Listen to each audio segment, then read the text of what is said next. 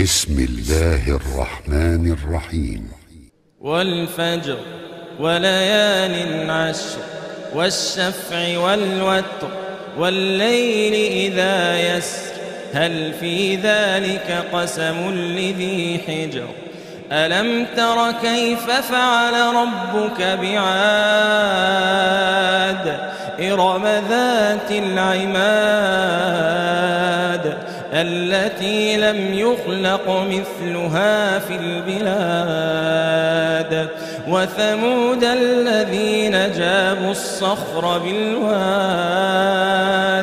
وفرعون ذي الأوتاد الذين طغوا في البلاد فأكثروا فيها الفساد فصب عليهم ربك سوط عذاب إن ربك لبالمرصاد فأما الإنسان إذا ما ابتلاه ربه فأكرمه ونعمه فيقول ربي أكرمن وأما إذا ما ابتلاه فقدر عليه رزقه فيقول ربي أهانن كلا بل لا تكرمون اليتيم ولا تحاضون على طعام المسكين وتأكلون التراث أكلا لما وتحبون المال حبا جما كلا إذا دكت الأرض دكا دكا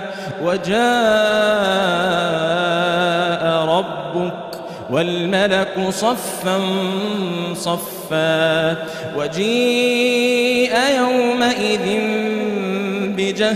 بجهنم يومئذ يتذكر الإنسان وأنى له الذكرى يقول يا ليتني قدمت لحياتي فيومئذ لا يعذب عذابه أحد ولا يوثق وثاقه أحد يا أيتها النفس المطمئنة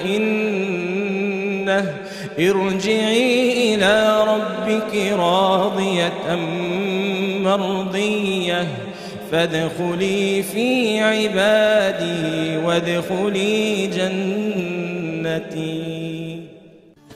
الله الله الله الله الله الله الله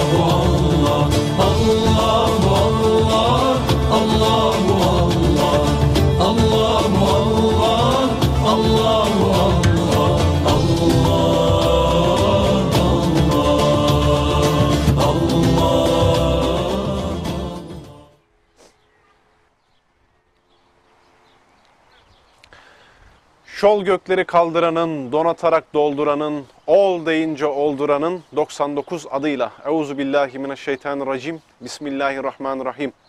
Kıymetli Rehber TV izleyenleri, İftar Sevinci programımıza hoş geldiniz, sefalar getirdiniz, hayırla geldiniz, hayırlar getirdiniz. Sofranızdan bereketiniz, yüreğinizden ihlasınız ve ihsanınız eksik olmasın. Fani ömrümüz Ramazan, baki ömrümüzde bayram olsun. Bunun duasıyla sizleri selamlıyorum. Esselamun aleyküm ve rahmetullahi ve berekatuhu. Bugün Allah nasip ederse benim için çok değerli olan bir ağabeyimle, bir hocamla, bir üstadımla beraber gençlik üzerine konuşacağız. Ramazan'da gençlerimizi biraz masaya yatıracağız. İnsan ve Medeniyet Hareketi Adana Şube Başkanı Sayın Mehmet Tosun bizlerle beraber. Hocam hoş geldiniz, sefalar getirdiniz. Hoş bulduk. Allah razı olsun. Nasılsınız? İyisiniz? Elhamdülillah. Ramazan nasıl geçiyor hocam? Rabbim verdiğine şükürler. Elhamdülillah. Allah selametlik versin. Eyvallah. Hocam bizim programın usulüdür. Önce biz sözü orkestraya atıyoruz. Onlar Eyvallah. ufak bir girizgah yapıyorlar. Ondan sonra biz topu alıyoruz. Şöyle bir 10-15 dakika muhabbet ederiz. Arada gene onlara pas Eyvallah. atarız. Şöyle bir girizgahımızı yapalım onlarla. Sonra dönüşte biz tekrar başlayalım inşallah. Biz size tabiiz artık. Eyvallah. Allah razı olsun.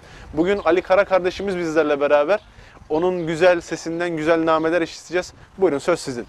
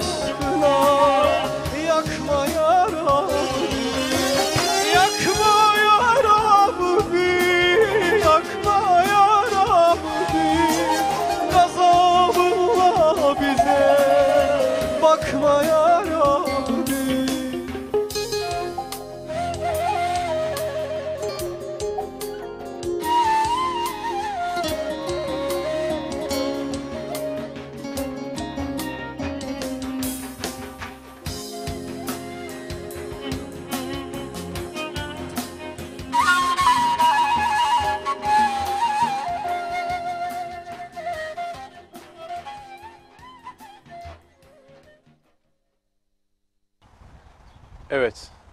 Kardeşlerimize çok teşekkür ediyoruz. Ağzınıza sağlık. Allah razı olsun. Sağ olun. Hocam biz kaldığımız yerden devam edelim. Hadi 2 gün biraz sıcaktı ama bugün biraz serin. Ama biz inşallah bugün burayı muhabbetle ısıtırız. İnşallah. Eyvallah. Şimdi hocam Ramazan size neyi hatırlatıyor, neyi anımsatıyor? Ramazan'ın sizin nazarı, dikkatinizdeki yeri ve önemi nedir? Yani hususen Mehmet Tosun Ramazan'ı nasıl değerlendiriyor hocam? Biraz böyle bir ufak bir girizgahla başlayalım. Buyursunlar üstadım. Üstad Sezai Karakoç'un bir sözüyle aslında ben giriş yapmak istiyorum. Buyurun. Sezai Karakoç diyor ki aslında bugün ümmet gerçekten hala yok olmadıysa, bir şeylerin kırıntıları varsa, biz ümmet adına bir şeyler üretmeye ufak da olsa devam ediyorsak, dönüp dolaşıp gelen Ramazan'a yine borçluyuz. Yine eğer ümmet bir dirilişe sahip olacaksa ve bu topraklardan yeniden bir diriliş ortaya koyacaksa yine bu Ramazan'la gelecek diyor. El hak doğru. Allah'a hamdolsun biz Ramazan'ın bereketini, rahmetini, bizler üzerindeki Rabbimizin vermiş olduğu mağfireti görüyoruz. Ortalama 43 yaşındayım. Hamdolsun Ramazan ben nefs olarak kendim için söylüyorum. Çok şeyler kattı. 6 yaşından beri hamdolsun oruç tutmaya gayret gösteriyoruz. Allah'a hamdolsun ki o her bir Ramazan geldiğinde hani derler ya bazen ah o eski Ramazanlar. Var mı hocam onların tadı, arıyor musunuz? Ya tabii her insanın geçmişte tattığı bir şeyler vardır ama eğer insan yenileyebiliyorsa, hani Aleyhisselatü Vesselam bir mümin 2 günde eşit kılmadan gidebiliyorsa zararda olmuyordur aslında. Eyvallah. Dolayısıyla bugün biz eğer zarara uğramadan götürdüğümüz bir yol oluyorsa her bir Ramazan'ın güzel tadı var. Bunu hamdolsun Aleyhisselatü Vesselam'ın aslında eğitim mektebinde hep bunu bize öğretme metotlarının her biri var. Hani 3 aylar diye halkımız arasında tabir edilen Recep, Şaban geldiğinde bak geliyor Ramazan, yaklaşıyor diye, yaklaşmakta olan diye ifade edilmesinin temel nedeni şu. Bak Ramazan diye büyük bir bereket, rahmet var. Gaflette olmayın. O bereket, rahmeti gelme adına önden bir şeyler yapın ki insanlar bugün de daha ondan nimetlenebilsinler. Hamdolsun ilk günler biraz sıcaktı ama bazen şunu hissetmek lazım. Ya gerçekten Ramazan bizi açlığıyla, susuzluğuyla, her yönüyle şöyle bir sarsmalı ve Ramazan'ın o gelmişliğini hissetmemiz lazım. Eyvallah. İlk gün böyle Ramazan bizi bir yokladı Adana'da. Bazen dışarıdan gelen dostlar Adana dediği zaman yaz dönemi bir duruşları var. Ama Ramazan'ın o sıcaklığı, bereketi de hamdolsun geldiği kanaatindeyim. Eyvallah.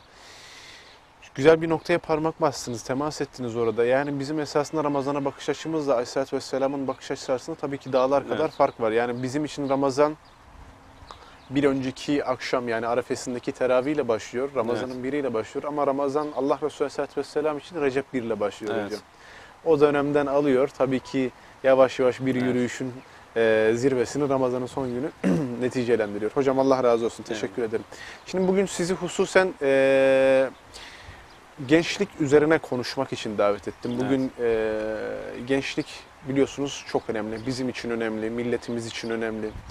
Bir sosyal camia, sosyal cemiyetler için önemli. El hak Allah Resulü Aleyhisselatü Vesselam için de çok önemliydi. Peygamber Aleyhisselatü Vesselam bir hadis-i şerifinde ben diyor gençlikle teyit edildim diyor, gençlikle desteklendim diyor. Fakat biz bugün genelde modern zamanlarda 2022 yılı itibariyle özellikle son 10 yıldır, 15 yıldır hep sorunlar üzerine konuşuyoruz. Gençliğe mal edilen bazı sorunlar üzerine konuşuyoruz. Biraz günceli konuşmakta fayda var. Siz sahadasınız. Sürekli gençlerle de iç içesiniz. Yani STK'cı vasfınızla da soruyorum bunu. Sizin tespit etmiş olduğunuz güncel sorunlar nelerdir? Gerçekten abartıldığı kadar mı? Biz abartıyor muyuz? Yoksa hakikaten bazı rahatsız edici tablolar, yani düzeltilmesi gereken noktalar da var mı? Şöyle tespit ettiğiniz hususlar üzerine bir konuşalım. Belki bizim dilimizi kaybettiğimizden kaynaklı biz gençleri sorun diliyle yakalıyoruz. Aslında sorun diliyle değil, süreç diliyle bakmak lazım. Geçmiş medeniyetimiz bizi birkaç yerde de ben örneği verdim. Coşkun akan bir nehre benzetir. Coşkun akan nehir ilk pınarlardan beslenir. Pınarlardan beslenirken artık yavaş yavaş yükünü alıp böyle biraz daha coşkun haline gelmeye başladığında aslında o pınarlardan çıkışı bir bebekliğe benzetirler.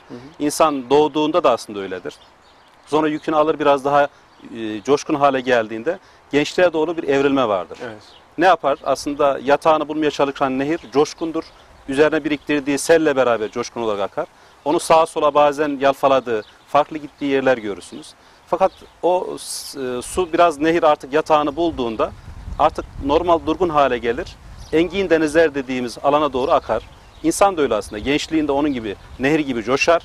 Yavaş yavaş olgunlaşır. Bir dönem sonra artık yaşlılığın itibariyle insan toprağa dönüştüğü vakte doğru nasıl denizlerde dizginleşiyorsa insan, sükût eriyorsa insan da yaş itibariyle öyle geliyor.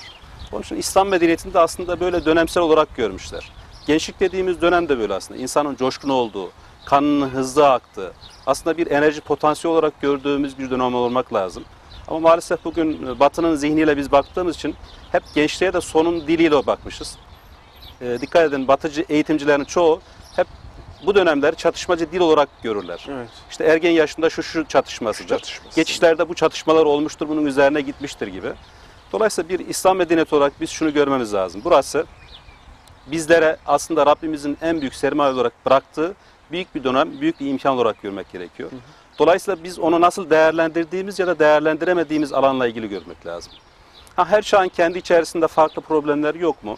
Riskleri var aslında. Bu riskleri aslında konuşmak lazım. Her dönemin kendi içerisinde ürettiği, belki o çağın da kendi ihtiyaçlarına göre ortaya koyduğu farklı, belki imtihan sahalar olacak. Doğrudur. Ben bunu hep imtihan sahası diye görüyorum.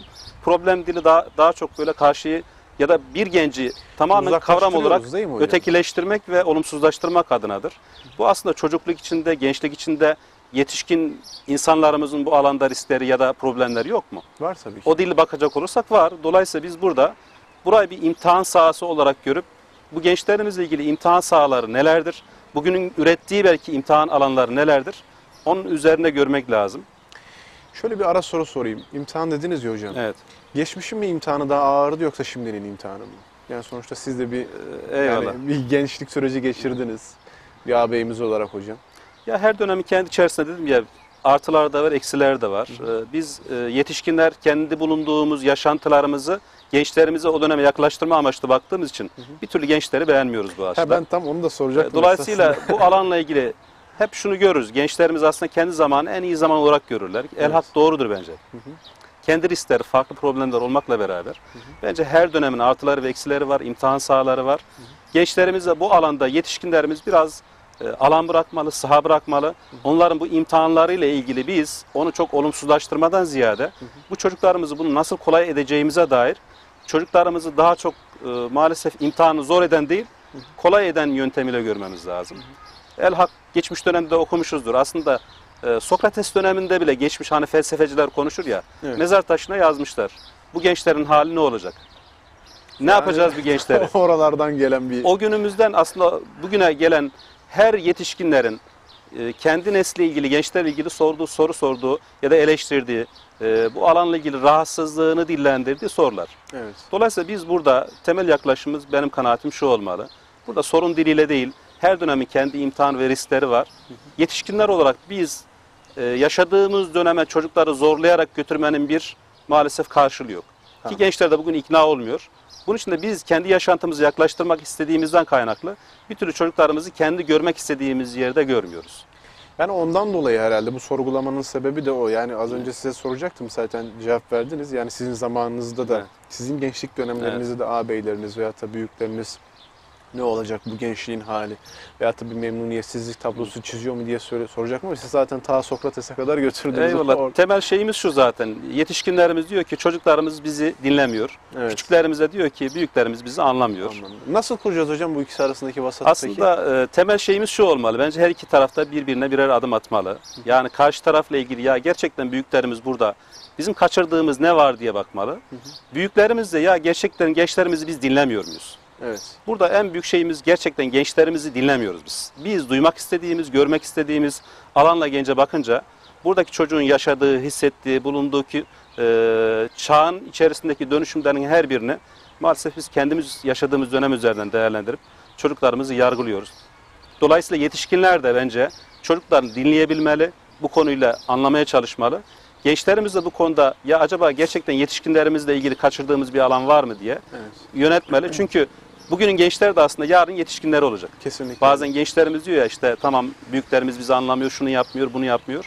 Tamam bugünün sen gencisin ama belki 3-5 yıl sonra, 10 yıl sonra sen de artık o aile dediğimiz senin de evladın olacak, senin de çocukların olacak ve aynı soruyu senin evlatların da sana soracaklar. Kesinlikle.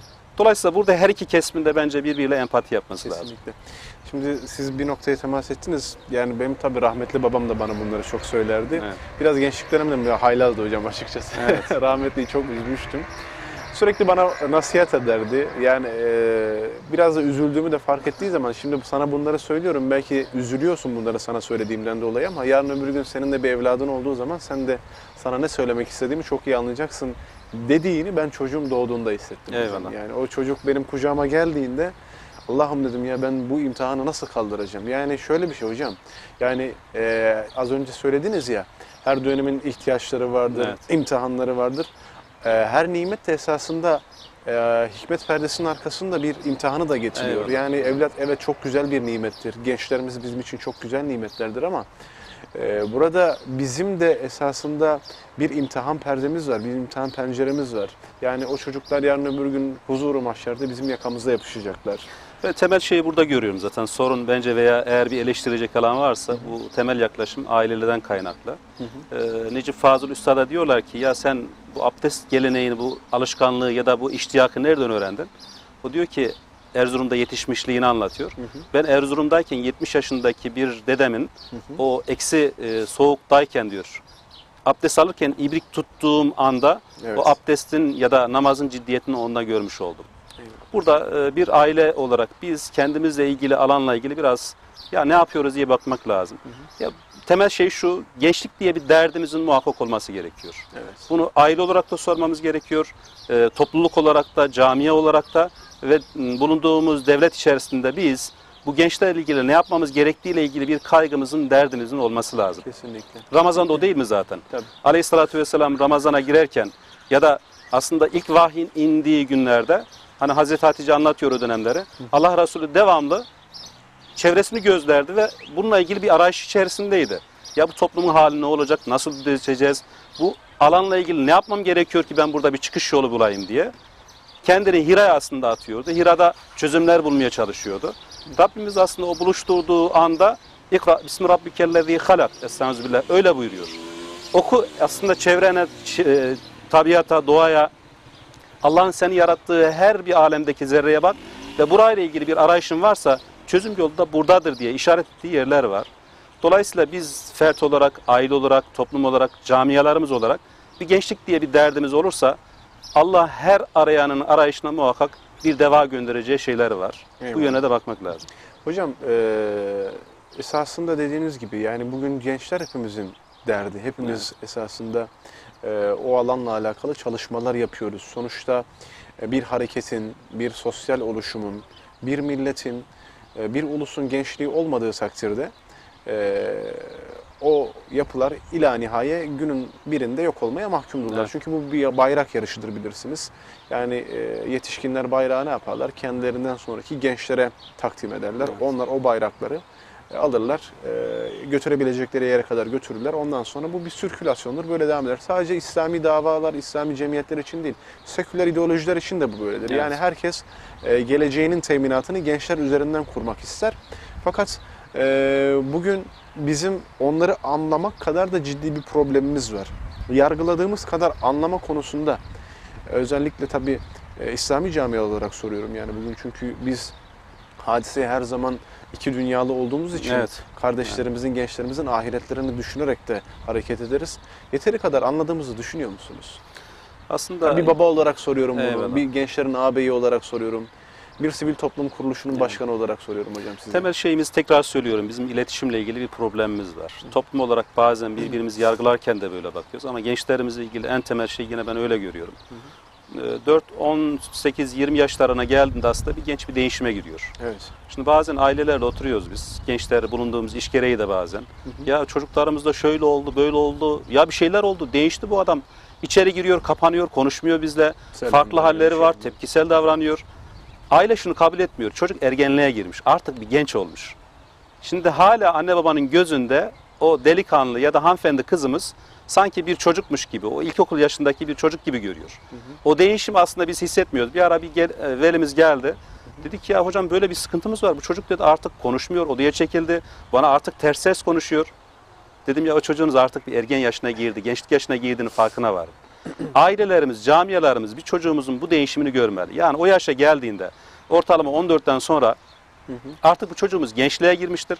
Onun farklı risk ve sorunların var olduğunu görmemiz lazım. Evet. Ya insanız, her insanın dönüşümünde, yaşayışında vücut olarak da, organ olarak da, psikolojik olarak da değişimlerimiz var. Evet. Eğer biz bunu görmüyor, hala çocuğumuzu farklı alanlarla ilgili biz, o gençlerimiz bir yere adapte orada görmek istiyorsak aslında biz sorunu oraya kapatmış oluyoruz. Dolayısıyla burada bir çocuğumuzu görme adına iletişim sorunumuzu halletmemiz gerekiyor. Ya bu çocuk ergen yaşına geldi, genç oldu. Dolayısıyla bir genç neyi hisseder, burayla ilgili hissiyatları vardır, onu görmek lazım. Ben burada iki yaklaşımımızın temelin olması gerektiği kanaatindeyim.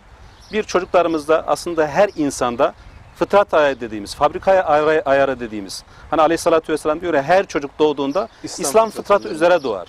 Aslında her insanın fıtratında, özünde var olan temel özellikler vardır. Ne yaparsın? Seversin, heyecanlanırsın, rahmet duyarsın, öfkelenirsin.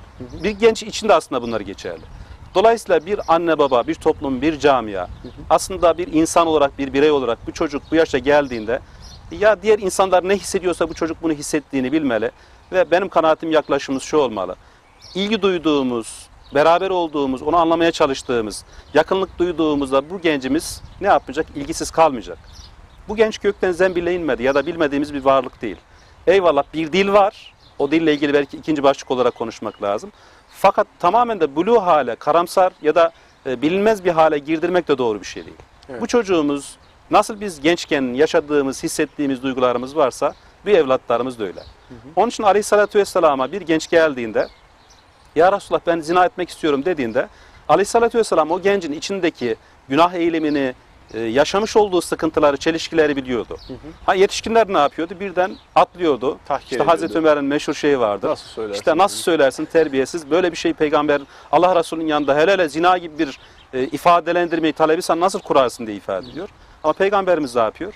Bir gencin psikolojisini, o dönemdeki yaşadığı sıkıntıları anlıyor ve diyor sakin olun diyor.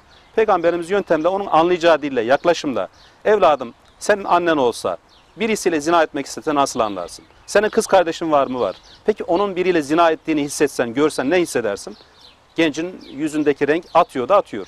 O olsa, bu olsa Peygamberimiz karşıdaki gence anlayabileceği bir dille iletişim kurduğunda ya Resulullah diyor, vallahi bu tür şeyler artık içimden dahi geçirmeyeceğim. Dolayısıyla biz fıtrat ayarı dediğimiz, fabrika ayarı dediğimiz her insanda olması gereken bir duygu, düşünce gencimizde de var.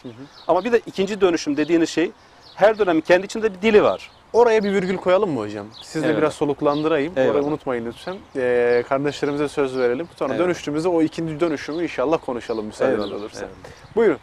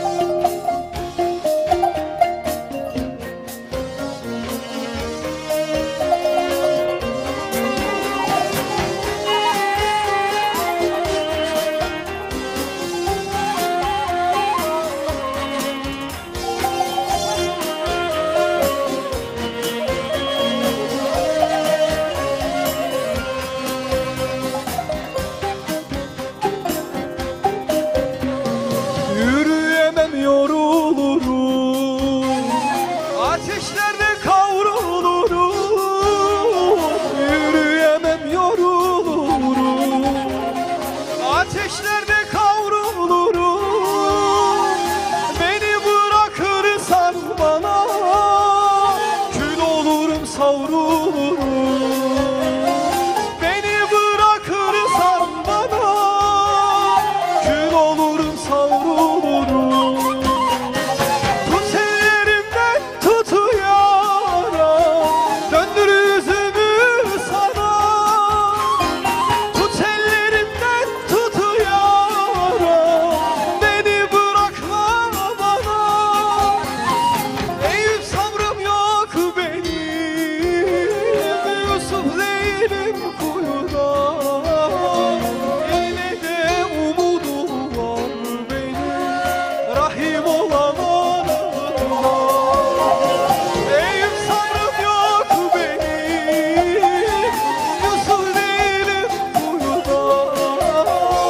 Yine de umudum var benim, Rahim olan Allah'ıma. Yine de umudum var benim, Rahim olan Allah'ıma. Evet, Ali kardeşimize çok teşekkür ediyoruz bu güzel ezgisi için. Allah razı olsun kendisinden. Biz kaldığımız yerden devam ediyoruz kıymetli izleyenlerimiz. Adana İnsan ve Medeniyet Hareketi, Adana Şube Başkanı Sayın Mehmet Tosun'la beraberiz. Hocam, iletişim diliyle alakalı husustan bahsettiniz. Resulü Aleyhisselatü Vesselam'ın kendisine gelen bir gençle, zina etmek isteyen bir gence, yani esasından 1400 sene öncesinden bu zamana kadar bakın işte iletişim dili nasıl olur şeklinde çok muazzez bir örnek gösterdiniz ki Resulü Aleyhisselatü Vesselam bizler için usvetun hasene olduğundan dolayı biz her alanda kendisini örnek alırız. İkinci dönüşüm demiştiniz, orada bir virgül bıraktık hocam. Buyursunlar üstadım, devam edin. Bir de hep meşhur söylediğimiz bir şey vardır. Belki mihenk taşı olarak da Hazreti Ali'nin sözü üzerinden her dönemin aslında döneme göre gencin yetiştirilmesiyle ilgili bu önemli. Aslında biz kendi çağımızda çocuklarımızla ilgili aksettiremezsek, yaşatamazsak, hissedemezsek aslında geçmişte 20-30 yılda bir dönüşen süreçte şu an belki 10 diyebileceğimiz, belki 5 yılda diyebileceğimiz bir süreçte bir değişim yaşıyoruz. Evet. Her bir dönem aslında kendi dilinde beraberinde getiriyor. Dolayısıyla şu an ben hatırlıyorum 70'li 80'li yıllarda radyo dönemleri vardı. Evet. 80'li yıllara kadar bu götürdü. 80'li yıllarda biraz daha 90'lı yıllara taşıdığımızda televizyon dönemi vardı. Ne dinlerdiniz hocam? Özür dilerim. Böyle biraz nostalji de yapalım ya. Yani tabii bizim Allah'a hamdolsun biz hep süreç olarak bu camiada olduğumuz için bizim ezgiler, ilahilerimiz hep belliydi. Şehit tahtında olsun. Var değil mi hocam öyle programlar? Tabii. İşte Yunus'un eski ilahilerinden olsun. İmam Hatip'ten kaynaklı olduğu için orada Allah razı olsun hocalarımız da bu en azından düşünceyi, yapıyı bizlere aktarıyordu. Eyvallah. Dolayısıyla o dönemden gelen bir dönüşüm var aslında, bir dil değişimi var. 90'lı yıllara geliyorsunuz, insan renkli televizyon dünyamıza girdi. Evet. İnsanlar onun peşinde koşturdular. 2000 yıldan sonra artık bir teknoloji devrimi ya da dönüşümü oldu. Milenyum Sosyal çağına medya üzerinden ciddi bir artık internet çağı diyebileceğimiz döneme girdiler. Şu an Zero dediğimiz aslında C kuşağı diye isimler, Z kuşağı diyorlar ya. Artık o dönem de bitti. C kuşağı dediğimiz C kuşağı mı? aslında C kuşağı da artık insanların bulunduğu cinsiyetsizleştirildiği, teknolojinin hakim olduğu bir döneme girildiğinin işaretini veriyorlar. Dolayısıyla bu kadar hızlı dönüşen, birilerinin bir alanla ilgili götürdüğü bir dönemde biz gencimizin yaşadığı dünyayı göremezsek biz kaybederiz. Bunun için ben ısrarla söylüyorum. Biz gençlerimizi kaybetmeye, onları elimizden uçup gitmesine müsaade etmemeyle ilgili bir gayretimiz olmalı. Ben bulunduğum kurumda çalıştığım alanla ilgili de gençler olduğu için birçok farklı sosyal çevreden gençlerimizle karşılaşıyoruz. Özel dostlarla da bazen bunu burada belki özel yeri geldiği için paylaşalım. Tabii buyurun lütfen. Bir hanımefendi kızımız vardı. Birisi bahsetmiş. Hanımefendi kızımız ciddi kırılmalar yaşıyor. Kırılma nedeni şu. Üniversitede edebiyatta okuyor. Okulu bırakmış. 2 yıl olmuş bıraktığı halde. Geldiği yıldan itibaren okulla bir bağlantısı, aileyle bir bağlantısı, çevreyle bir bağlantısı yok.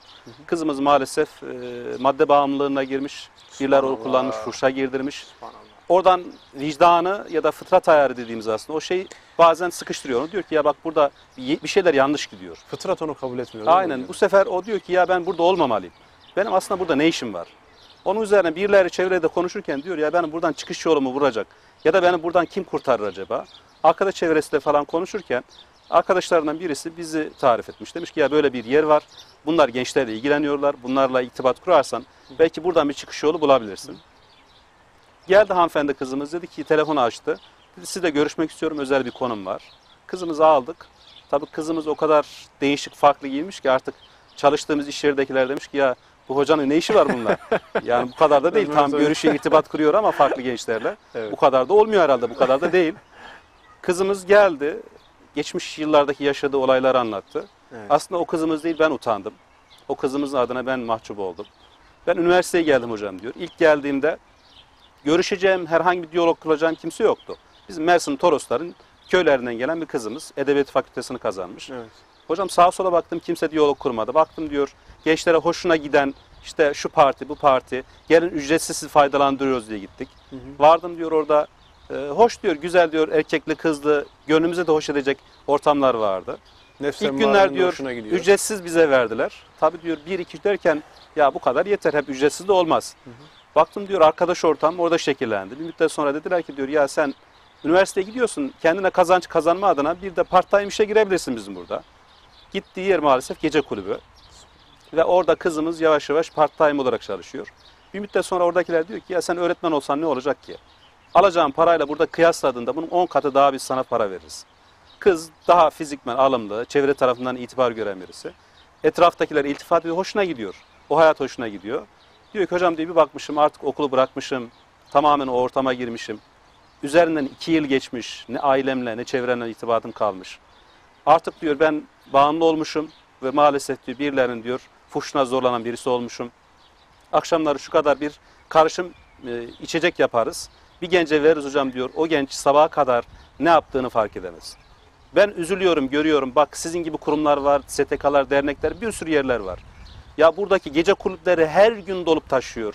Bir sürü üniversite gençleri var. Ya siz neredesiniz diyor. Bu gençlerle hiçbir iletişim ağınız yok. Herkes bulunmuş derneğine, bulunduğu camiye, kurumlara. Herkes kendi sohbetine, ortamına adam çağırıyor. Peki bizim buradaki gençlerimizi kime uzatacak? Bizlere kime uzatacak diyor.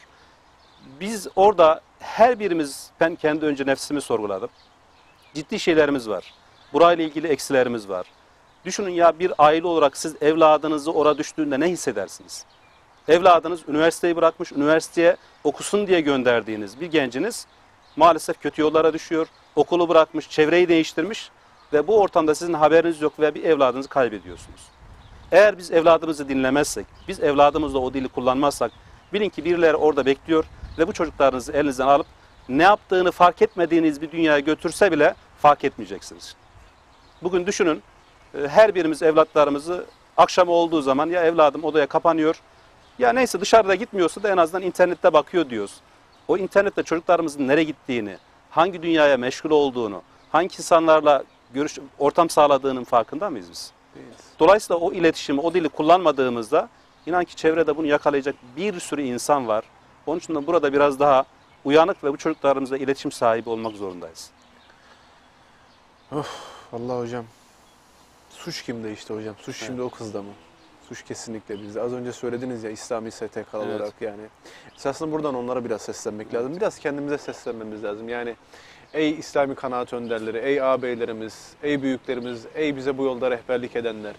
Yıllardan beridir birbirimize anlatıp duruyoruz. Hatırlar mısınız Muhammed Emin Yıldırım Hoca bir ara Adana'ya geldiğinde burada bir program vesilesiyle bir araya gelmiştik. Siz de oradaydınız. Diyordu ki Türkiye'deki gençlerin yaklaşık şu anda %2'si İslami STK'ların çalışmalarına katılıyorlar. Bence iyi niyetli söyledi hocam. İyi, daha da iyi niyetli söyledi. Kesinlikle yani. O da olabilir yani. Hocanın söylediğini ben direkt aktarıyorum. Ve biz daveti bile birbirimize yapıyoruz hocam. Yani daveti namaz kılan birisine yapıyoruz. Daveti bir Müslüman annenin babanın rahli tedrisinden büyümüş, İslami background'a biraz daha sahip olan birisine yapıyoruz. Ve tek derdimiz adam kapma gayesi. Bunu açık bir şekilde biraz konuşmamız lazım. Kardeşim, yani kendi cemiyetimiz büyüsün, şu olsun. Bu yangını görmek gerekiyor. Hani Aleyhisselatü Vesselam'a vahiy geliyor ya, vahiy geldiğinde Peygamber Aleyhisselatü Vesselam yatağında yatamıyor. Hazreti Hatice diyor ki ya Resulallah ne oldu diyor, hayırdır bu seni sıkıntıya girdiren şey nedir? Artık Allah'ın diyor bana vahyettiği vahiy geldi, artık bana uyku haramdır diyor. Evet. Peygamberimiz oradan kalkıyor, tam 23 yıl boyunca gece gündüz demeden, sağında solunda kim varsa, gecesini gündüzüne katarak, veda hutbesine baktığımızda 120 bin ortalama sahabenin var olduğunu biz görmüş oluyoruz. Burada şunu sormak lazım, bu kendiliğinden gelen bir şey değil. Evet. Eğer biz uykumuzdan, zamanımızdan, imkanımızdan Yani lüksümüzden ve bazı kendimizden olan var şeylerden vazgeçmiyorsak bu evlatlarımız ve gençlerimiz maalesef ellerimizden uçup gidecek. Bunun farkına varmak lazım. Kesinlikle. Sahurlara kalkıyoruz hocam. Açıyoruz Evet. pencereyi. Bakıyoruz işte etrafımızda ışıksız yanan evler varsa dönüp gerçekten de eğer bunun derdini kendimize dert edinmiyorsak gündüz tuttuğumuz orucun hiç de bir faydası yok. Dün burada Sinan Hoca ile beraberdik. Sinan Konuk'la beraberdik. Biraz nebevi iklimde Ramazan'ı anlamaya gayret gösterdik. Aleyhisselatü Vesselam'ın iklimine baktığınız zaman cengi görüyoruz, cihadı görüyoruz, gayreti görüyoruz. Az önce sizinle sohbetten, programımızdan önce konuşuyorduk. Ashab-ı kiramın örnekliğini konuştuğumuzda ya Resulullah ekserisini cennetle müjdelemiş. Fakat biz onlar kadar rahat değiliz. Daha doğrusu onlar bizim kadar rahat değiller yani hocam. Yani bunun biraz derdini kendimize dert edinmemiz lazım. Aksi takdirde dediğiniz gibi kaybeden biz olacağız. Tabii burada şey yapmak lazım. Burada gençlerimizin güncel sorunlarla ilgili ailelerimiz, camialarımız oturup ellerimizi başımızın üzerine alıp, elimizi arasına alıp burada ya buradaki güncel gençlerimizin yaşamış olduğu sıkıntılar nedir diye onu her birine gerçekten detaylı çalışıp onlar üzerinde eğer bir şey yatıracaksak ve bu işi ciddiye alıyorsak bunun üzerine çözümler üreterek çocuklarımızla beraber yol almamız lazım. Kesinlikle. Yani bütün gayretimizi, bütün finansal kaynaklarımızı, bütün moral değerlerimizi, gerekirse bütün vaktimizi gerçekten bunun üzerine ayırmamız lazım. Çünkü hocam şöyle bir şey var. Karşı cenah boş durmuyor. Aynen. Karşı cenah bunu çok iyi yapıyor.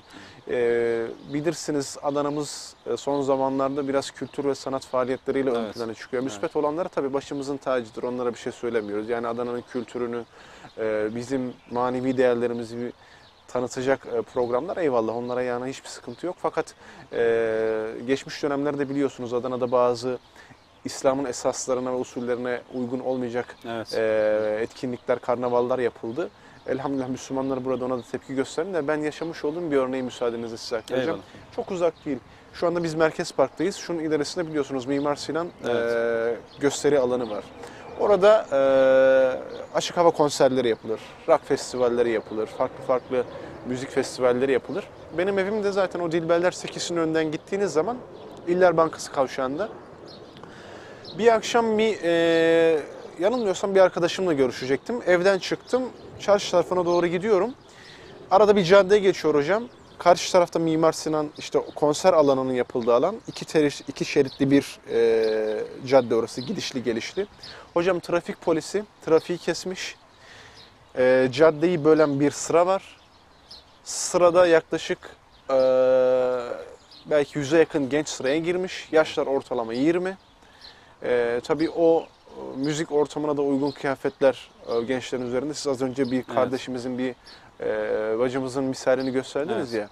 Çocuklar ne sırasındalar biliyor musunuz hocam? Karşı tarafta bir tekel bayisi var, alkol alıyorlar. Evet.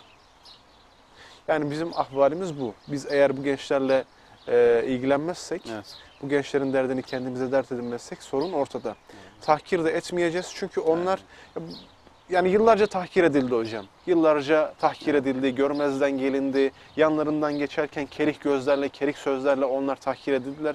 Ama dönüp baktığımız zaman bizim kapı komşumuz olan Mehmet amcanın, Ayşe teyzenin çocukları onlar. Yabancı insanlar değil. Bizim çevremizdeki insanların çocukları. Eyvallah. Geçmiş kadim geleneğimizde şöyle bir şey vardır. Hayat boşluk kabul etmez diye. Kesinlikle. Eğer biz boşluk bırakıyorsak cehalet oradan geliyor. Dolayısıyla Hazreti Adem'den günümüze kadar bir hak-batıl mücadelesi var. Bunların belki en çetin geçtiği yerlerden birisi aslında o gençlik dediğimiz döneme ait olan bir şey.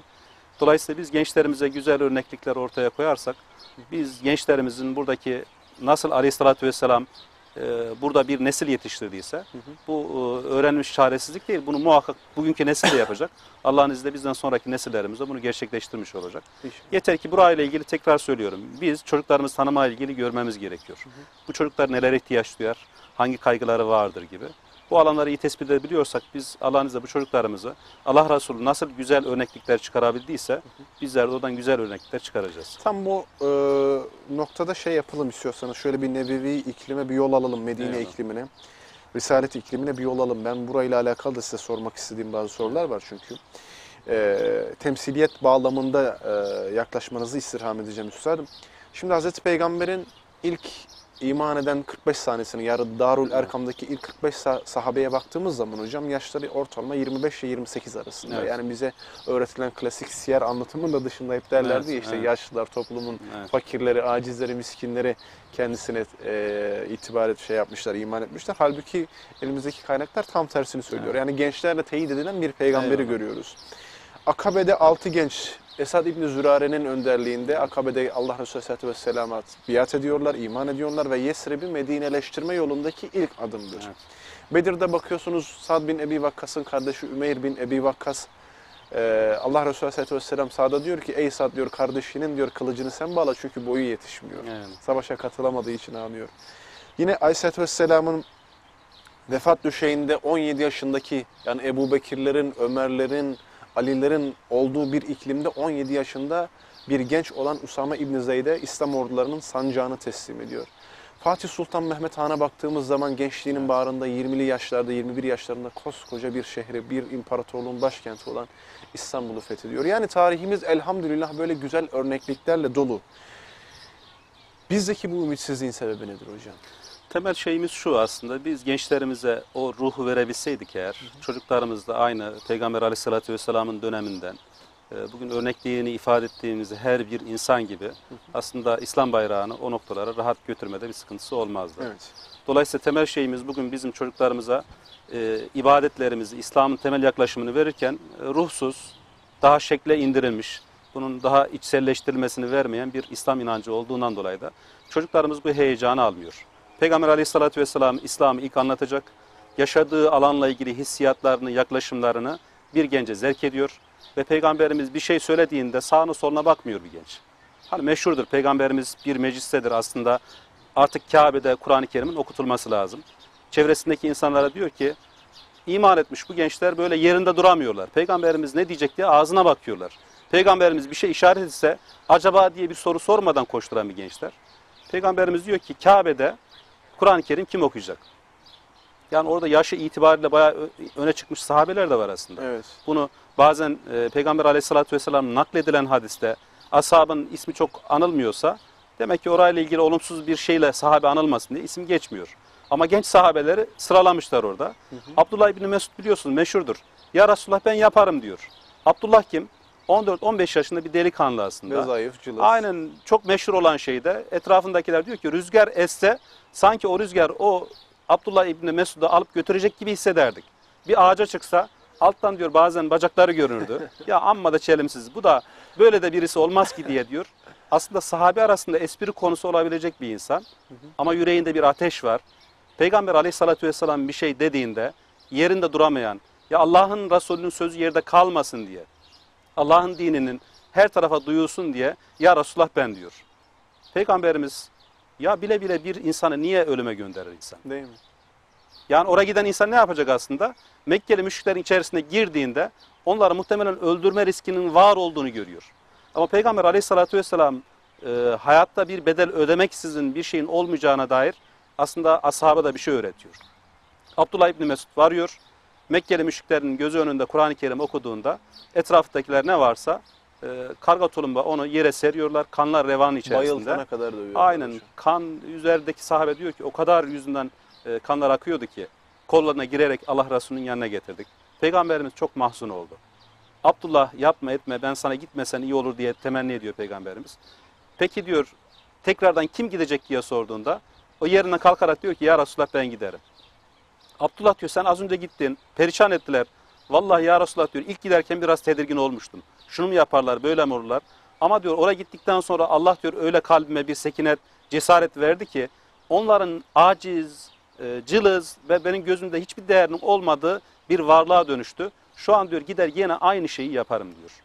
Dolayısıyla bugün bir gencimiz bu ruhu alabiliyorsa aslında İslam yolunda koşturabilir. Evet. Biz bu ruhu veremediğimiz için bir ortamda çocuklarımızla ilgili daha çok şekle indirgediğimiz, yapma tarzında dediğimiz bir modellemeden bir genç modeli çıkmıyor. Allah Resulü getiriyor, Allah'ın dinini kalbine zerk ettiriyor, arkasından bir ruha alan bir genç yerinde duramıyor. Yani meşhur bildiğimiz aslında hani gençlerimize ne yapmalı dediğimiz Aleyhisselatü Vesselam şunu yapıyor. Gencin yetişeceği bir havuz oluşturuyor orada. Bir havuz oluşturuyor. Erkam bin Erkam'ın evinde tüm aslında o genç diyebileceğimiz bir neslin ihyası ve inşası ile ilgili bir modelleme çalışmasını Peygamber Aleyhisselatü Vesselam orada yapıyor. Ailelere, camialarımıza şunu sormak lazım. Gerçekten bu havuz modelleme yapabileceğimiz yerlere ne kadar biz gençlerimizi ulaştırabiliriz? Evet. Açık söyleyelim, evlatlarımızla ilgili bizim İslami camialar da dahil. Önceliğimiz maalesef dünya üzerindeki kaygılarımız oldu. Diploması olsun, Evladımızın mesleği okulu olsun. kadar, işi kadar, mesleği kadar, dünyevi giderlerini karşılama kadar, ya bizim bu gencimizin ahlakını, İslami yapıya yaklaşımını, Allah korkusuna kalbine girip girmediği ile ilgili, İslam'ı yaşayıp yaşamadığı ile ilgili ne kadar kaygımız var. Evet. Geçen bir kardeşimiz söylüyor, el hak doğrudur diyor. Yani ben kendim hesaba çekiyorum. Hep diyor kaygım şu oldu, çocuğum bir meslek sahibi olur mu, iş sahibi olur mu, şöyle geçer mi, üniversiteyi kazanır mı? Aslında bunu düşünürken biz evlatlarımızın hani iki dünyalığa iman ettiğimizi iddia ediyoruz ya. Evet. Maalesef biz etna olan, aşağı olan dünyaya daha çok tamah ettiğimiz için evlatlarımız evimizde neyi konuşuyorsak onu görüyor. Neyi hissediyorsak onu görüyor. Dolayısıyla havuz diye gördüğümüz aile modellerimizi biz maalesef kaybettik. Evet. Camialarımız çocuklarımızın bu önüne zerk edemediği için. Peygamber Aleyhisselatü Vesselam'ın en önde gördüğü sahabe nerede görüyor? Erkam bin Erkam dediğimiz 16-17 yaşındaki evini hibe eden bir genç üzerinden görüyoruz biz.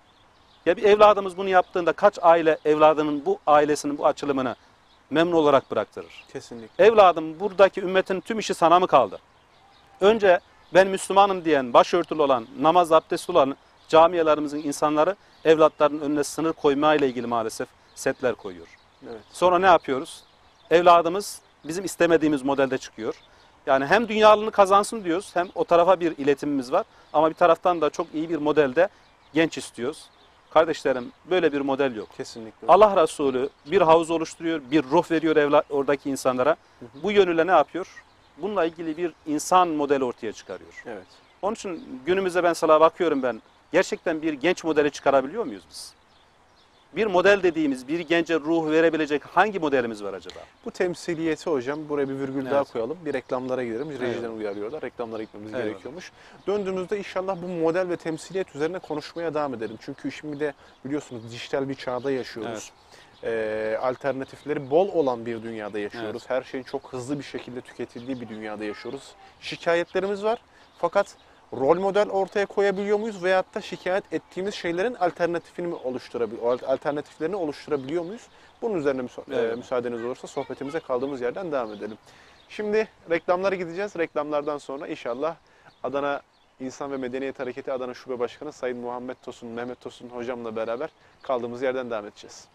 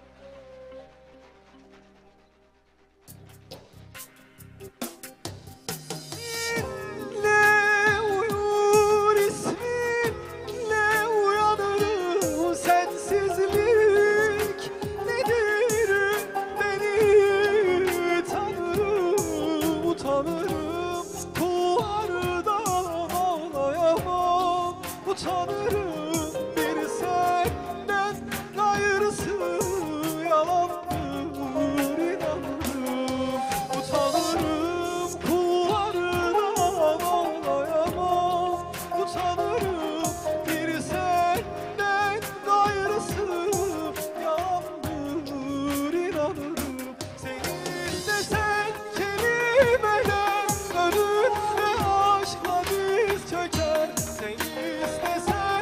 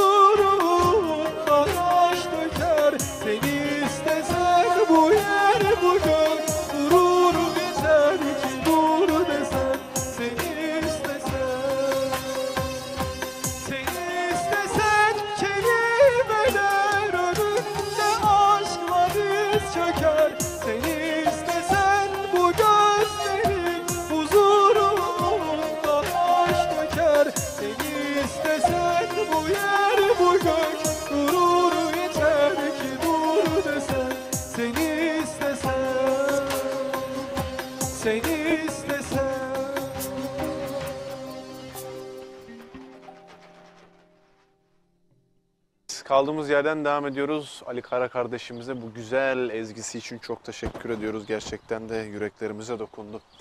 Hocam temsiliyeti konuşuyorduk, rol modeli konuşuyorduk. Yani Allah Resulü Aleyhisselatü Vesselam'ın bir rol model inşa ettiğini, yani Erkam bin Ebil Erkam'ın o Darul Erkam'ında, o oluşturduğu ortamda bir nesil yetiştirdiğini, bir rol model gençlik yetiştirdiğini söylemiştiniz. Günümüze geldiğimiz zaman bizim esasında bir problemimiz de bu. Gençler bir temsiliyet ortaya koyamıyoruz. Yani bugün esasında sosyal medya kısmını, dijitalleşme kısmını sonra konuşalım da arada da sizle konuşmuştuk. Eyvallah. Bu temsiliyet üzerinden biraz şey yapalım. Sonra bu dijital dünyaya biraz geçelim. Yani sosyal medya ile alakalı. Buyurun üstadım. Temsiliyet, rol modellik önemli. Aleyhissalatü vesselam aslında neyi yapıyorsa çevresinden onu istiyordu. Dolayısıyla bugün aslında biz aileler, camialarımız olarak bazen çok şey biliyoruz ama maalesef çok az şey yapıyoruz. Gençlerimiz bugün bunu görüyor. Biz bunu hissetmesek de, bazen bunu direkt diyemese de, gençlerimiz bizim buradaki çelişkilerimizi gördüğü için aslında. Bugün gençler niye bir yola girmiyor? Bizim bu rol modelsizliğimiz, örnekliğimizden kaynaklı. Çocuğu okula gönderiyoruz aslında ya da bir camiye gönderiyoruz. Tümün burada biteceğini, çocuğun tamamen burada düzeleceğiyle ilgili aile aslında bir alana post alıyor ve burada tamamen bir değişim bekliyor. Burada örnekliğin temel havzasının yetiştirdiği en önemli mihenk taşımız aile. Aslında Kur'an şairi diyebildiğimiz Mehmet Akif'in günümüzde aslında camialarına hala incelememiz, belki modellememiz gereken Asım'ın Nesli diye biliyorsunuz bir projesi, bir çağrısı var. Evet. Asım'ın Nesli kimdi aslında? Asım dediğimiz Kurtuluş Savaşı döneminde bir Dünya Savaşı ortalık patlak vermiş. Orada Avrupa'dan bir genç grubu geliyor. Aslında Mehmet Akif'in de bir evladı var. Aslında bugünkü yaşadığımız evladıyla imtihanı Mehmet Akif de yaşıyor. Mehmet Akif evladına ne dediyse ikna edemiyor. İşte çevresinden gençler de aynı bundan etkileniyorlar. Evladım yapma etme diyor. Baba ne yapayım, nasıl edeyim? Evladım diyor, Asım'ın nesli gibi ol. Asım'ın nesli kim? Bir aslında Avrupa'dan gelip de örnekliğiyle temsil ortaya koyan bir Asım diye bir şahıs var. Ama temelde özde olan kişi Peygamber Aleyhisselatü Vesselam'ın dizinin dibinde yetişen Asım bin Sabit diye bildiğimiz genç sahabenin örnekliğini modelleme olarak aslında kendi evladına veriyor. Kimdir Asım bin Sabit? Peygamber Aleyhisselatü Vesselam'ın aslında mescidinin yanında Ashab-ı Suffa diye bildirdiğimiz dizinin dibinde öğretim değil eğitim yaptırdı. Bugün belki yine en büyük zafiyetlerimizden birisi o. Biz çocuklarımıza aşırı bilgi bombardımanı yapıyoruz. Öğretime giriyoruz ama eğitim alanlarımızda ciddi zafiyetler var. Peygamberimiz bilginin yanında en önemli eğittiği alan aslında eğitim dediğimiz şey üzerinden gidiyor. Ve dizinin dibinde yetiştirdiği o gençleri zaman zaman çevre kabileler İslam'ı öğretsin diye göndermiş oluyor. Davetçi olarak gönderiyorlar değil mi? Çevreden Mekkeli müşrikler de aslında diyalog kurdu. Peygamberimize güya farklı alanlarda intikam almak isteyen Mekkeli müşrikler diğer kabileler üzerinden Peygamberimizin bu gönderdiği davetçi elçilerinden alıp kendince intikam almak istiyorlar. Ve Peygamberimize farklı bir kabile geliyor, diyor ki ya Resulallah tamam diyor, biz İslam'ı öğrendik ama bunu daha iyi yaşamak, evlatlarımıza, nesillerimize öğretmek adına sen diyor bize öğretmen gönder buradan. Biz de diyor bu çocuklarımıza bu öğretmenler üzerinden İslam'ı öğretelim. Peygamber Aleyhisselatü Vesselam en gözde olan, emek ettiği o gençlerden o insanlarla beraber yola çıkarıyor. Yola çıktıktan sonra tabi belli bir noktaya gittiklerinde oradaki kabileler, Mekkeli müşriklerle anlaşmalı olan insanlar niyetlerini ibraz ediyorlar. Orada ellerini bağlıyorlar, kimilerine işkence ediyorlar. Bir kısmı kaçacakken şehit ediyorlar. Fakat orada Zeyd bin Sabit diyor ki ya Rabbi ben bugüne kadar diyor İslam'ın izzetini, namusunu çiğnetmemeye gayret gösterdim. Senin davan için ben buraya geldim. Dolayısıyla diyor benim cesedimi, benim namusumu, izzetimi, İslam'a göre yaşama şeklimi diyor bunları heder ettirme. Ya Rabbi bana onların elinde eziyet ettirme diye dua ediyor. Tabi oradayken Mekkeli müşriklerle bir mücadele süreci geçiyor. Oradan bir daha doğru kaçarken oradan Rabbimizin hikmeti gereği bir arı oğlu diyebileceğim bir yapı geliyor. Ve o sahabenin o iyi niyetle yaptığı duayı kabul ediyor. Mekkeli müşrikler ne yaptıysa o sahabeye ulaşamıyorlar. Fakat o sahabe orada şehit olsa bile bir selle beraber, arı oğluyla beraber cesedine ulaşmadan oradan alıp götürüyorlar. Evet. Ve Mehmet Akif diyor ki aslında evladına, evladım sen gerçekten İslam yolunda olursan, Allah senin şehit de olsan naaşını bir oradaki bugünkü aslında batılı diyebileceğimiz, kafir diyeceğimiz insanlara senin izzetini, namusunu çiğnetmiyor. Gel diyor sen de Asım gibi, Asım'ın nesli diyebileceğimiz bir model üzerinden. Bugün namusunu diyor, bugün çiğnetmeme adına bir mücadele vermezsen, bugün Batılılar gelecek, senin bu topraklarını işgal edecekler, senin namusunu da, İslam'a, izzetini de burada tarumar edecekler. Onun için örnek aldığın model bu olsun. Sonra Asım diyebileceğimiz genç geliyor, Mehmet Akif aynı şeyi onlara da nasip ediyor. Diyor evladım, siz, onlar tabii gelmişler, bakıyorlar İstanbul işgal edilmiş ve bir çözüm bulmaları lazım. Gidiyorlar kahveyi basıyorlar çevrede, aslında biraz daha böyle haramice gidip Böyle gelip orada yani. aynen var kahveye baskın yapıyorlar. Sağa sola baskınlarla yıkıp yıkıyorlar. Onun üzerine Mehmet Akif diyor ki evladım diyor siz Avrupa'ya gittiniz. Bu devlet, bu millet diyor size kendi öz paralarıyla oraya götürdü. Evet. Dolayısıyla bir Müslüman ahlakını yapısına yapışmadı. Siz diyor nasıl ismin Asım'sa Asım-ı Sabit gibi diyor sen de izzetli, onurlu bir Müslümana yakışan davranışlarda bulun. Onun üzerine Asım tekrardan ekibini topluyor. Avrupa'ya gidiyor. Oranın tüm kültürünü, bilimini alıyor. Fakat geri geldiğinde İslam ümmetini yeniden diriltme ile ilgili bir çabaya gidiyor. Evet. Bu ne demek aslında? Mehmet Akif bir modelleme üzerinden örnek rol model olarak o topluma, o çağın içerisinde Müslümanlara Asım'ın nesli diye bir tabir ortaya koyarak bir modelleme göstermiş. Bugün biz Müslümanların da aslında bulunduğu gençlerimize eğer bir modelleme gösteremiyorsak gençlerimiz kim model alacak? Çevresinde kimi görüyorsa, az önce de bahsettiğim hayat boşluk kabul etmiyor bu evlatlarımız gidiyor. Biz eleştirmekle olmuyor. Sporcuyu, işte sanatçıyı örnek aldı. Niye örnek aldı? Biz örnekliği ortaya koyamadığımız için. Evlatlarımıza bu yol akışını ortaya koyamadığımız için evlatlarımız kayıp gidiyor. Esasında bunların hepsini oluşturabiliriz. Yani kültürde, sanatta, sporda, bilimde, teknolojide her alanda bunun örnekliklerini ortaya koyabiliriz. Yani bizim yani sizinle özel görüşmelerimizde çok bunun hasbihalini yapmışızdır. Yani camialı olarak, İslami cami olarak biz yani kültür ve sanatı maalesef boş bıraktık. Yani yıllardan beridir bu alanlara, sinemayı boş bıraktık. Bu alanlara girmedik fakat bugün ifsadın ekserisi bu alanlardan oluyor hocam.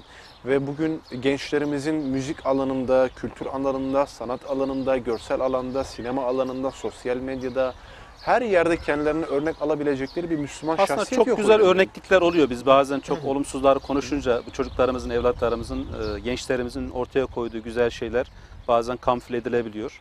Biz bu riskleri görmekle beraber evlatlarımızın aslında inançla ilgili, ahlakla ilgili, bugün şehvet diyebileceğimiz, cinsellik diyebileceğimiz alanlarla ilgili çok büyük imtihanları var.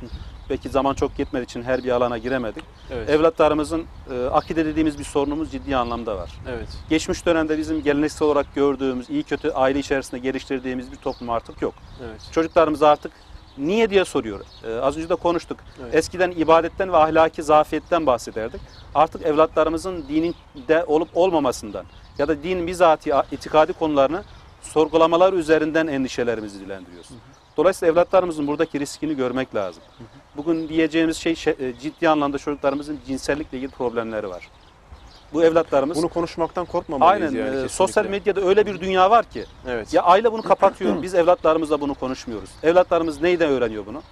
Maalesef bizim dışımızda Kontrolü olmayan bir maalesef mecradan tamamen öğreniyorlar. dışarıda bir aile acilen belki de en öncelikli koyacağımız evlatlarımız ve gençlerimizle ilgili bu cinsellikle ilgili çocuklarımızın bu alanı terbiye etme, bir Müslüman nerede durmalı, nasıl bakmalı, bir Müslüman ahlakı nerede olmalıyı biz öğretemezsek evlatlarımız dışarıdan bu işleri öğreniyor ve maalesef olumsuzlaştırarak bunu biz görmüş oluyoruz. Evet. Az önce bahsettiğiniz gibi sosyal medya ile ilgili dünyada çocuk o kadar maalesef olumsuz kanallara giriyor ki aklımıza, hayalimize gelmeyecek modellemeler giriyor. Ama bunun yanında güzelliklerimiz yok mu? Kesinlikle var. Yani orayı şey yapmıyorum Eyvallah. yani. Bizim evladımızdan biri, bir hocamız bahsediyordu. Bir gencimiz de böyle hasbihal ediyor. Zaman zaman gidip geliyor. O çocuğumuzun özelliğini bir paylaşmıştı benimle. Dedi ki ya hocam bu delikanlıyı görüyor musun? Dedim baktım biraz tarzı falan farklı. Bu delikanlı dedi bir ara dedi gece vakti işte adam farklı dünyada kıyafetinden giyimine kadar. Evet. Uyuyamamış diyor. Yatsı namazı olduğunu bilmiyor ama. Canın işte rahat ederim ya biraz rahatlayın farklı ortam olsun diye camiye gidiyor. Fakat giriyor ama orada hoca işte kıldırıyor. Tam içeri girsem mi Cemaate denk girmesem mi? gelmiş herhalde. Camiyle diyalog kursam mı kurmasam mı modelinde. Fakat hoca bu arkadaş biz fark ediyor. Delikanlıyı bakıyor. Aslında bu ortama giren çıkan bir genç modeli değil. Evet. Hemen namazdan çıktıktan sonra tabii o dışarıda bekliyor. Evladım diyor hayırdır bir sıkıntı mı var? Ya hocam diyor açık konuşacağım diyor. Şu anki gençlerin özgüveni o konu değil. Açık konuşacağım diyor. Ben diyor evde canım sıkıldı. Sosyal medya şu bu falan derken Arkadaş bu böyle olmaz. Bir de şöyle camiye gideyim dedim. Vallahi ne var ne yok öylesine geldim. Aslında namaz kılma yapıyorsunuz niyetiyle burada? gelmedim. Hoşuma gitti diyor gencin bu açık sözlülüğü. Muhabbet ettik diyor. Gel seninle yemek yiyelim, şunu edelim. Çocukla diyor bir diyalog kurduk. Çocuk diyor ya sevdi bizim diyor. Geldi gitti bir baktık diyor namazlara girmeye başladı. Maşallah. Baktım diyor çocuklar artık diyor sabah namazına o çocuk ilk önce gelmeye başladı. Subhanallah. Diğer cemaatten en önce bir bakıyordum o çocuk gelmeye başladı. Artık şekil değişmeye başladı. Değil mi? Elhamdülillah. Eskiden deri mont Elhamdülillah. farklı uçuk giyinen delikanlımız Elhamdülillah. hamdolsun model değişmeye başladı. Bir gün baktım diyor delikanlıya yine yemek ısmarlayacağım. Delikanlı hadi yemeğe gidelim. Ya hocam gündüz vaktiydi diyor. Ben yemeyeceğim dedi diyor. 1, 2, 3 falan. La evladım sen 2 haftadan beri şeysin. Hayırdır yemek yemiyorsun. Benle ilgili bir sıkıntın mı var? Ya hocam geçen bir olay oldu da ben niyetliyim dedim diyor. Hayırdır oğlum ne geçti başından? Ya yolda giderken yolda böyle gazete satan dergiler vardı. Orada gözüme çok açık bir müstehcen bir dergideki kadın modeli denk geldi. Evet. Öyle utandım ki ya bir Müslüman genç olarak sen harama nasıl bakarsın diye kendime telin ettim. Ve 3 ay boyunca kendime oruç tutmayı farz olarak gördüm. Ve hocam 2 haftadır o vermiş olduğum sözün gereğini yerine getirmeye çalışıyorum.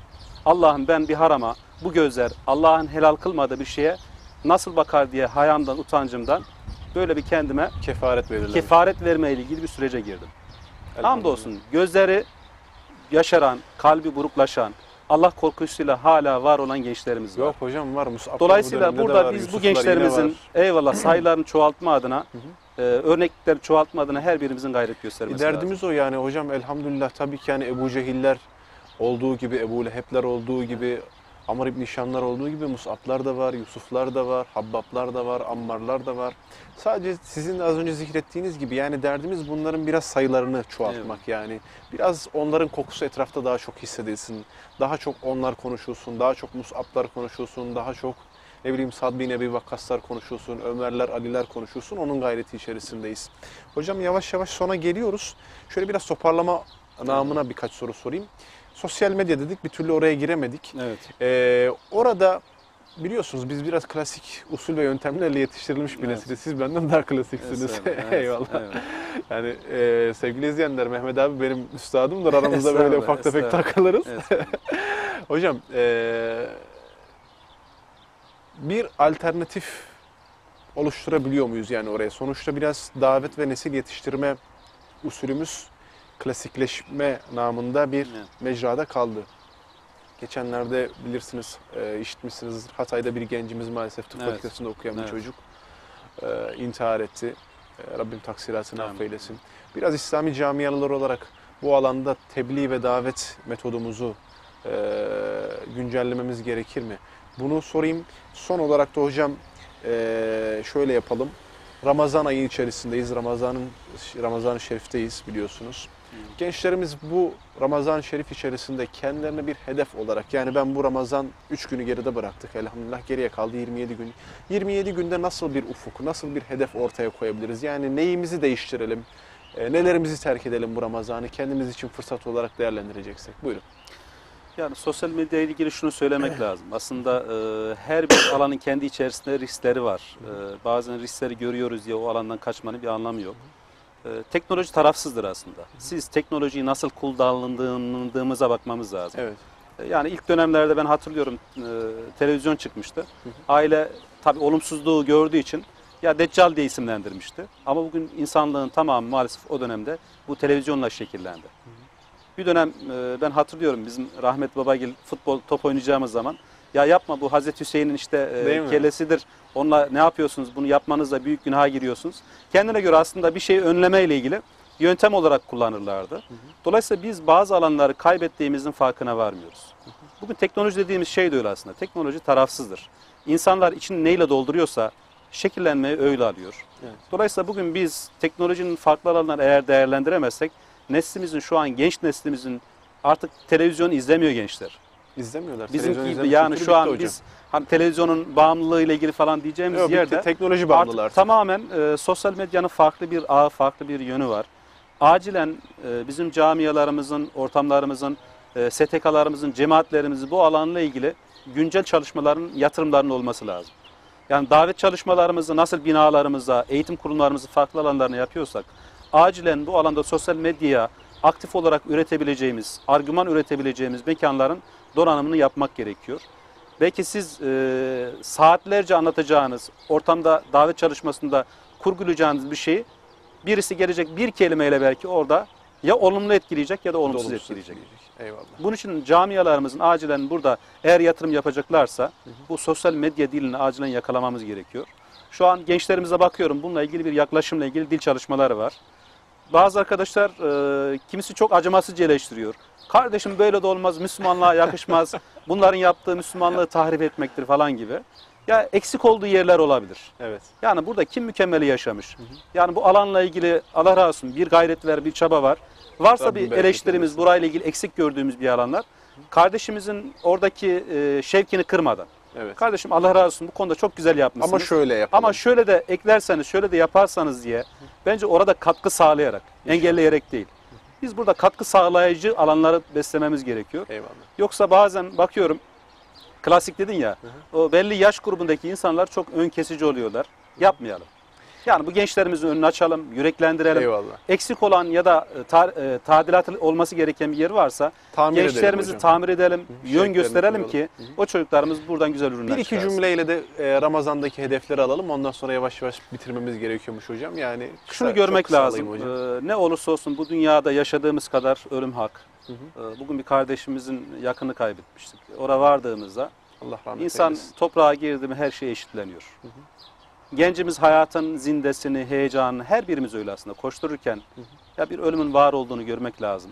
Onun için de Ramazan aslında bir muhasebe ayıdır belki. Burada Ramazan'da kardeşlerimize ben ilk tavsiye edeceğim şey ne olursa olsun ya durduğumuz yeri, ölümle yüzleşeceğimiz anın o muhasebesini muhakkak yapmamız gerekiyor. Arkasından hep bahsettiğimiz Ramazan bir mekteptir. Ramazan bizi adam etmeye geliyor. Dolayısıyla adamlığımızda bir eksikliğimiz varsa her nefis kendi eksikliğini bilir. Mehmet Emin olarak sen eksikliğini bilirsin. Eyvallah. Ben kendi nefsimdeki eksikliği bilirim. Eyvallah. Dolayısıyla oturup şöyle bir hesap yapmamız lazım. Ya ben kardeşim Mehmet olarak bununla ilgili hangi eksikliklerim var diye bir çıkarıp eksikliklerimiz üzerine tadilata girebilirsek daha isabetli olur. Dolayısıyla Ramazan bizi adam etmesini istiyorsak önce bu alanda bizim bir iştiyakımızın, bir muhasebemizin muhakkak olması lazım. Allah razı olsun. Çok teşekkür ederim hocam. Vakit Eyvallah. ayırdınız. Güzel bir sohbetimiz oldu. Eyvallah. Epeydir de görüşemiyorduk. Allah razı Hasretle olsun. giderdik. Allah Eyvallah. sizden razı olsun. Ramazanınız bereketli olsun. Allah razı Ömrünüz olsun. Ramazan, Amin. ahiriniz de bayram olsun hocam. Çok teşekkür ediyorum. Sağ olun. Allah, razı olsun sizlerden. Kıymetli Rehber TV izleyenleri, bugün İnsan ve Medeniyet Hareketi Adana Şube Başkanı Sayın Mehmet Tosun hocamla beraberdik. Gençliği konuştuk. Gençlik üzerine çözüm önerilerini, var olan sorunları konuşmaya gayret gösterdik. Hocamın çok farklı, çok orijinal yaklaşımları oldu. Rabbim inşallah gençlerimizi asrın Mus'abları, asrın Yusuflarından eylesin. Bizleri de onların şefaatine, onların hizmetine nail eylesin diyelim. Yani biz onlara hizmetkar olmak istiyoruz. İnşallah hayır olur. Bizim niyetimiz hayırdır. Akıbetimiz de hayır olur. Bugünlük sizlere ayıracağımız vaktin sonuna geldik. Tabii her zaman olduğu gibi Ezgi ile kapatacağız Ali kardeşimle beraber. Hayırlı iftarlar diliyorum. Esselamun Aleyküm ve Rahmetullahi ve Berekatuhu.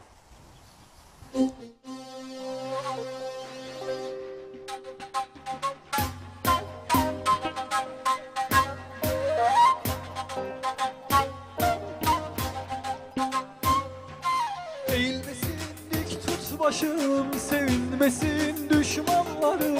Allah büyük elbet geçer, Mevla kulu dertine değer. Allah büyük elbet geçer, Mevla kulu dertine değer. Yine güneş doğar, yine karanlıklar, gün olur üzülme. Yine güneş doğar, yine karanlıklar, dur onun izniyle. Yine güneş doğar, yine karanlıklar, gün olur üzülme. Yine güneş doğar, yine karanlıklar, dur onun izniyle.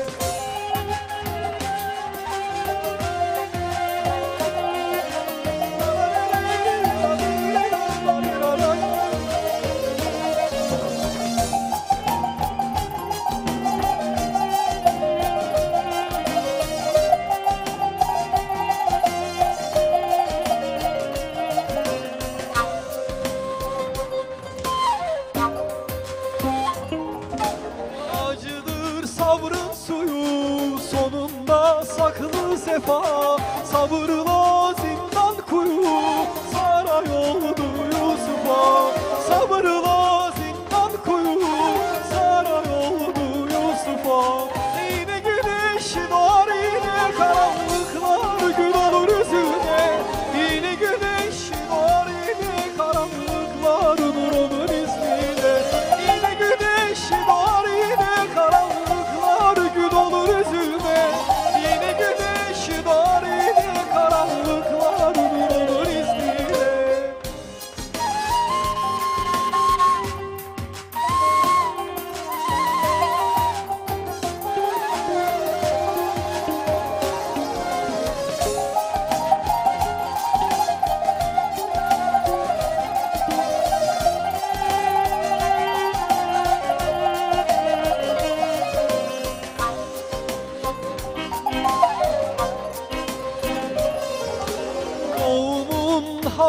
öncesi sancılı bir anadır. Yaz ve bahar öncesi kara kış fırtınadır.